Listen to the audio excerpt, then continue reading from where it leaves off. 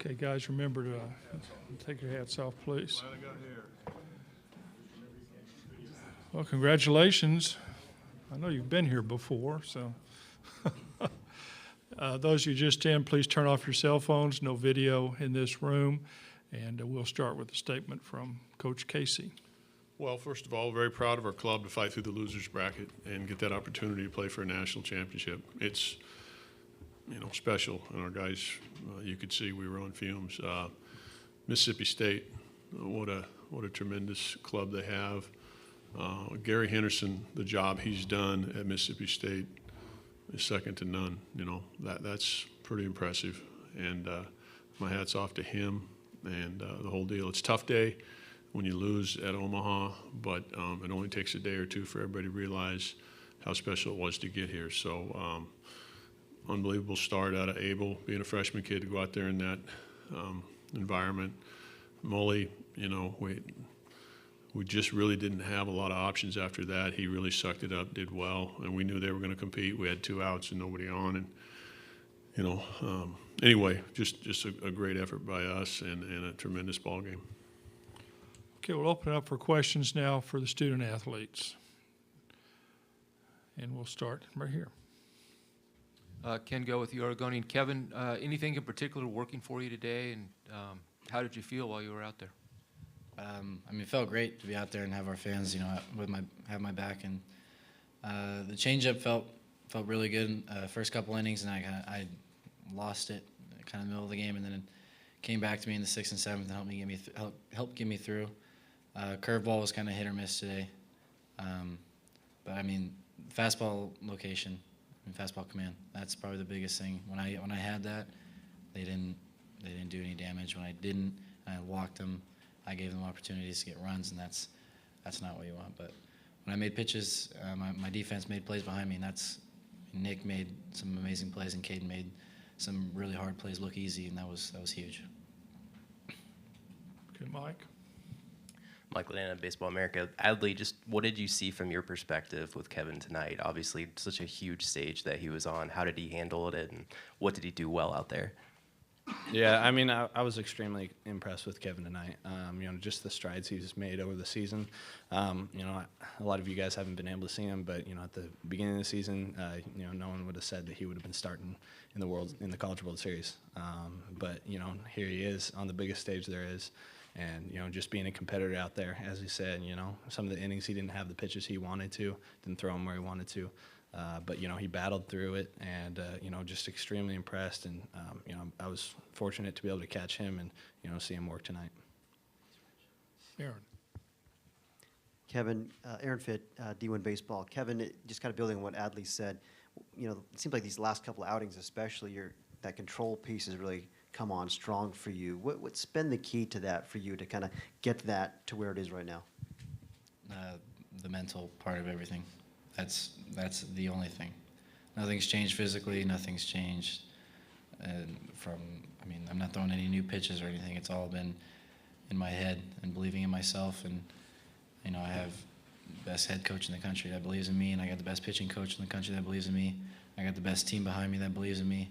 And so it was just me that needed to believe in me. And once that happened, things started to click, and I was able to pitch the way that I know I can pitch, and I know that I got the best defense in the country. They can hit the ball all they want, and it's probably not going to fall. So I think that was the biggest thing to overcome, and once I did that, it's kind of been going pretty well.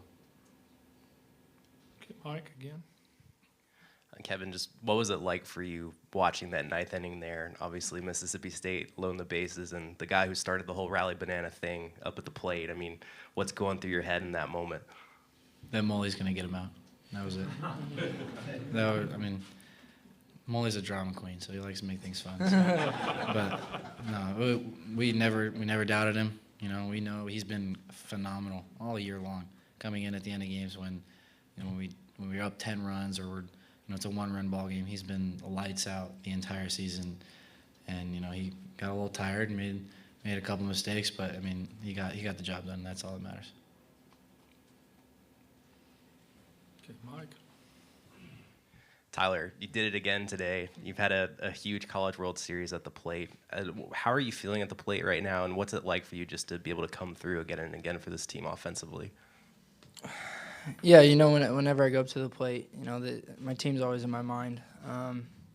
You know, you try to put out your best effort to, you know, help the team out and put us in the best situation as possible. And swing-wise, I've kind of just relaxed. You know, up at the plate, I've just really kind of calmed everything down and really just tried to eliminate any excess thoughts in my mind and be more reactive, I guess, in a sense, and just trust my talent and my abilities that God's blessed me with, and it's going pretty well. So yeah. Ken? Yeah, just following along those lines, what was it you hit, and when you hit it, did you know it was out? It was a fastball. I think like middle away.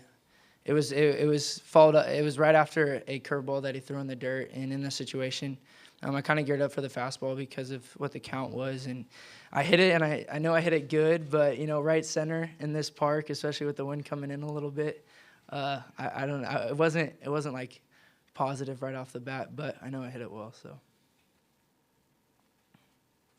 Okay, any more questions? Okay, Mike? Adley, obviously, you guys were in this situation last year, and things didn't end the way you wanted them to. What does it feel like now? I mean, what's the feeling like that you're going to be playing in this championship series here against Arkansas? You know, last year, you know, we went through the winners bracket, didn't play as many games. You know, I think this year it really sinks in more. You have the opportunity to kind of take a step back and see, you know, kind of the route that we've taken, you know, 2 years of hard work, and just to come up short last year, and, you know, this year to lose the first game, and just kind of, you know, see guys like Moley out there tonight who, you know, have pitched quite a bit, and, you know, pitchers coming in, you know, on sore arms, and, you know, they're getting the job done, to me is, you know, phenomenal, and I just, you know, can't say enough how much, you know, I'm proud of the team and how far they've come. So, you know, it's a blessing, and just to be able to play for a national championship and play for the goal that, you know, we've had for the entire year for 2 years now, you know, it's something else. Okay, any more questions for the student athletes? Guys, thank you, congratulations, and we'll see you Monday. And you get to wear the pretty white uniforms on game one. You'll be the home team in game one and game three, if necessary.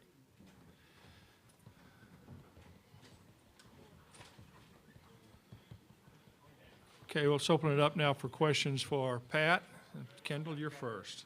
D1 baseball. Pat, I think opening weekend when I saw Kevin, I think he went 1 1/3 and was lifted. How have you kind of seen him mature as a pitcher, both not only mentally but just physically with his stuff this year? Well, his stuff, as you know, was really good. He just couldn't get it where he wanted to. And I think that, you know, he's right. You know, until you believe that you can do that, it's pretty hard to do it. So, I mean, it all started with him trusting himself. And then we had to go out on a limb a little bit and throw him into some games and extend him a little bit and force him, you know, in some big situations. I remember at Arizona, you know, we had the game one, and he's in there, and he's dialed up, and he's throwing the heck out of it, and all of a sudden, ball 4 to the 9-hole guy, hits the leadoff guy before we can even get the guy up in the bullpen. He's loaded the bases, and we had to come back with him again after that just to show him that, you know, if we got confidence in you, then somewhere along the line you're going to have to get some confidence in yourself, and he did. Aaron. Coach, I feel like we've probably talked about this before here in Omaha, but Tyler Malone keeps on coming up with these big swings for you. What have you seen in his development over the course of the season? I know he hasn't always been an everyday player for you, but right now it seems like he's become a really key cog in this machine. There's no question. And he was key in the middle of the pack when we were in the middle there in a stretch where he was really hot and did a lot of good things. And, you know, he's always had aptitude to hit. He's always been a guy that we thought would hit. And, you know, he needs to do that for us. He needs to drive in runs and hit with some power. So he feels pretty good about that. But, you know, we saw him hit in high school, and I thought this guy could come in and be an eventual 3-hole hitter, you know, and I still believe that he can do that. Okay, next question for Pat.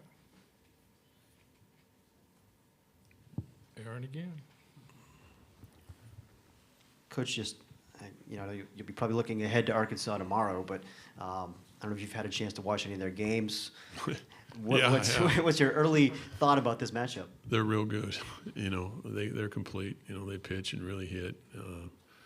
You know, to handle Florida twice is, you know, pretty impressive. So I know how good they are, and I had the opportunity to watch them play many times during the season and watch the SEC tournament, and you know, and they're really playing well.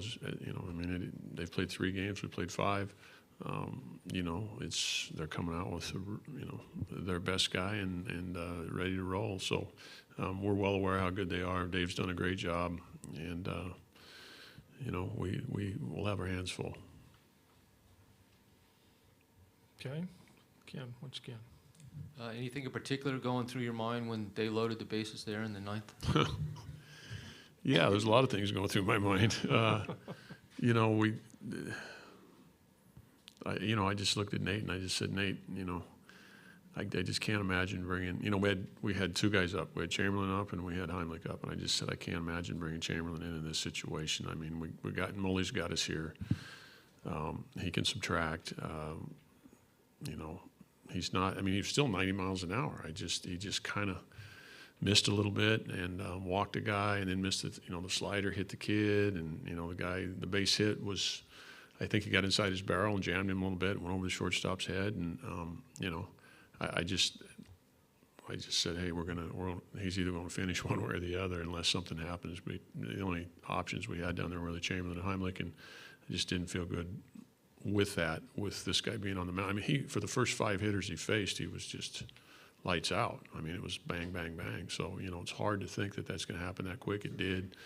You know, you got to give Mississippi State credit. They've been feeding off that comeback thing all year long. So, but anyway, he still had good stuff. He just missed. Okay, any more questions for Pat? Any place? Thank you. We'll see you in the morning. All right, man. Yeah, 11 Thank you. o'clock, right? Yes, sir. All right. Thank you.